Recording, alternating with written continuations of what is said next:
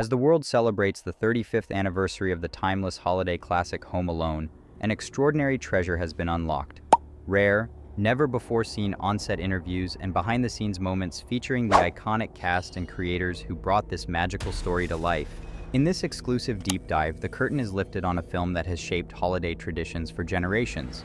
And as these long-lost voices echo through time, they reveal secrets, surprises, and the pure creative chaos that turned Home Alone into one of the most beloved Christmas movies ever. Today, on my channel, we dive into hidden vaults of Hollywood and bring forward the voices of Joe Pesci, Daniel Stern, Chris Columbus, Macaulay Culkin, Catherine O'Hara, and John Hurd, all sharing the memories that shaped this phenomenon. The story of Home Alone begins with a simple but unforgettable premise, one that forever changed the way families watch holiday films together.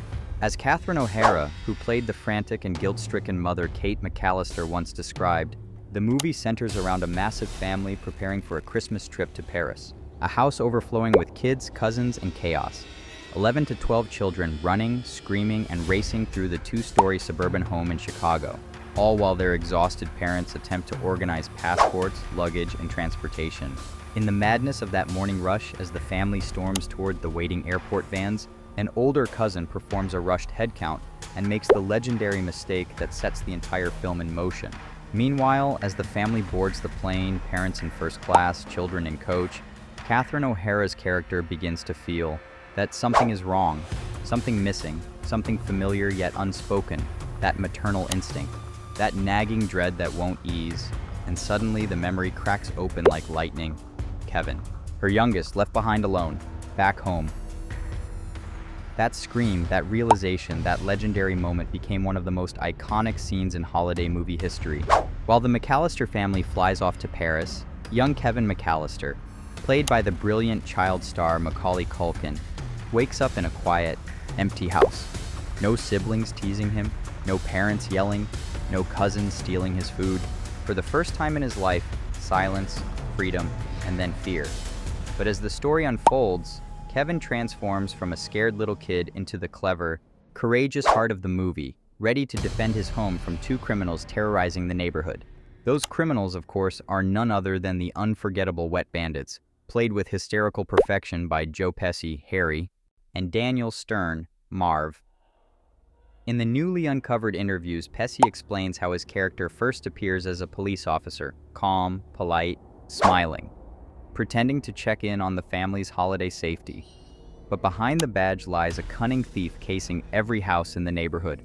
Pesci recalls how the Wet Bandits strategically targeted families who traveled for Christmas, especially homes full of valuables. And of all the houses in the neighborhood, Harry wants one more than any other, the McCallister home. Daniel Stern, meanwhile, fondly remembers the comedic chaos that went into bringing Marv to life. He describes himself and Pesci as burglars who fall into every trap imaginable. From crowbars to swinging paint cans to exploding ornaments, Marv and Harry endure a level of physical comedy so intense, audiences still wince and laugh at the same time. Stern explains how the kids' homemade booby traps turned out to be genius-level torture devices, each one more painful, chaotic, and iconic than the last.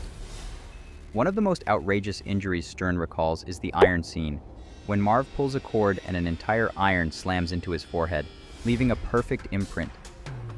Another is stepping onto a nail hidden in the tar-covered basement steps, or swinging on a rope only to crash face first into a brick wall. Then there's the moment every fan remembers, the tarantula. The scream that Daniel Stern unleashed when the spider was placed on his face wasn't acting. That was pure, honest, instinctive horror. And through it all, Stern says he and Pesci couldn't get over how incredibly composed and brilliant Macaulay Culkin was. Even off camera, this kid was sharp, funny, and unusually mature for his age. Stern recalls trying to keep a cold, villainous distance from young Culkin to make their on-screen dynamic more real. But nothing ever fazed the kid. He'd just flash a huge smile and talk to them like a seasoned Hollywood pro, even using film set terms like two-shot. As Stern shared, "This kid is a wizard. He knows everything." Director Chris Columbus, the visionary behind Home Alone, also revealed secrets that shaped the film's timeless charm. He believed deeply that the movie had to stand the test of time, that it shouldn't feel trapped in the fashion or trends of 1990. He instructed the crew to design the home, wardrobe, and color palette in a way that felt classic and warm, not trendy. The goal was simple: create a holiday film that people would still watch decades later. And thanks to the enchanting score by John Williams, the film achieved a magical, timeless atmosphere that continues to touch hearts every Christmas season. Chris Columbus also reveals one of the movie's most surprising behind-the-scenes moments, the iconic poster scene. The unforgettable shot of Kevin screaming with both hands pressed to his cheeks wasn't planned. The script simply called for Kevin to apply aftershave, feel the sting, and yell. But when Macaulay Culkin instinctively kept his hands glued to his face, eyes wide, mouth open in frozen panic, the crew struggled not to laugh. What they didn't know was that Joe Roth, then head of 20th Century Fox, saw that moment in the daily footage and instantly declared it would become the official poster. He was right. That simple improvisation became one of the most recognizable movie images in history. At the time, none of the filmmakers had any idea just how massive Home Alone would become. They believed in the script written by John Hughes, admired the comedic potential, and hoped families would enjoy it. But the explosion of success stunned them all. Week after week, as Columbus recalls, the studio called with the same unbelievable news. The movie was #1 at the box office again. It dominated theaters for months, something unheard of today. And even decades later, people still approach the actors, especially Daniel Stern, telling them how watching Home Alone is a cherished family tradition.